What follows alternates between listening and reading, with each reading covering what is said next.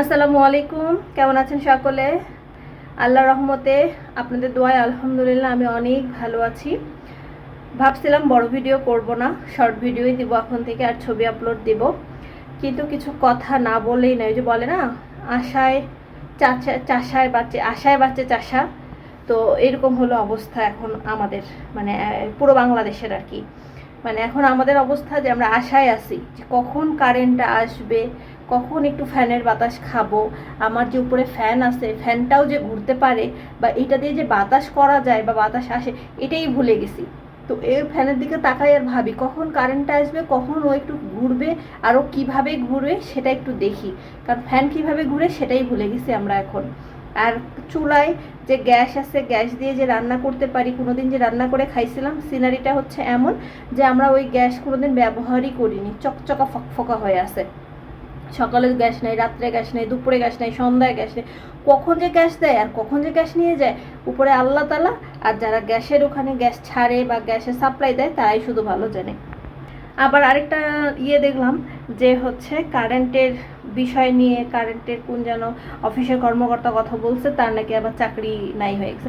কয়জনের চাকরি খাবেন? জনগণের চাকরি কিভাবে খাবেন? যারা হচ্ছে আপনার আন্ডারে কাজই করে না তাদের চাকরিটা খাবেন কিভাবে? তারা কারেন্ট পাচ্ছে না দেখেই তো কথা বলতেছে। কারেন্ট এতদিন ছিল, এতদিন তো কথা বলা হয়নি। আপনি সমাধান বলুন, আপনি সামনে আসুন, ফেস করুন, কথা বলুন যে এটার জন্য আমরা দিতে পারছি না। জনগণ তো আপনাকে মাথায় গুলি ঠেকা দিয়ে গুলি করে দিবে না। দেশের সমস্যা হলে সবাই বুঝবে, কিন্তু এভাবে এই আছে এই নাই, আবার বিভিন্ন জায়গায় আছে বিভিন্ন জায়গায় নাই। আপনার বাসভবনে তো আছে, ওর বাসায় তো ঠিকই আছে। শুধু দুর্ভোগ হচ্ছে জনগণের, আর কিচ্ছু না। গ্যাস এই নাই সেই নাই, আর কতদিন বাইরে থেকে কিনে খাওয়া যায়? বাইরে থেকে কিনে খাইতে খাইতেও তো একটা, তাহলে তো মানুষ বাইরেই খাইতো, তাহলে তো ঘরে রান্না করতো না। আর এখন এমন অবস্থা যে গ্যাসের ঝলকানি আর কারেন্টের চমকানি কবে যে দেখছি আল্লাহ তালা ভালো জানে। আমি নিজেই ভুলে গেছি যে গ্যাসের ঝলকানি কেমন আর কারেন্টের চমকানি কেমন।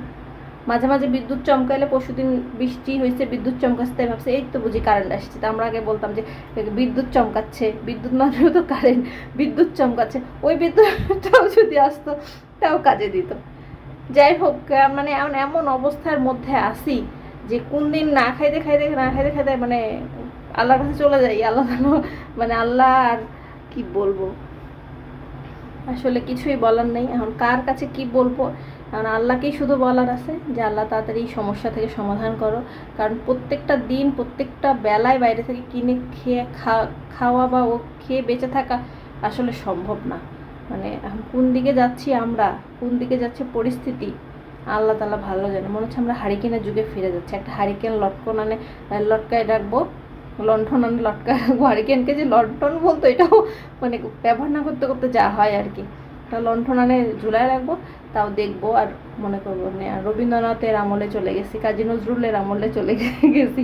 এই হলো অবস্থা। ভিডিওটা যদি আপনাদের কোনো কারণবশত ভালো লেগে থাকে, লাইক কমেন্ট শেয়ার করতে ভুলবেন না। ভালো থাকবেন, সুস্থ থাকবেন, বেশি বেশি করে লাইক কমেন্ট শেয়ার করবেন, সুন্দর সুন্দর কমেন্ট করবেন। ওকে, আল্লাহ হাফেজ।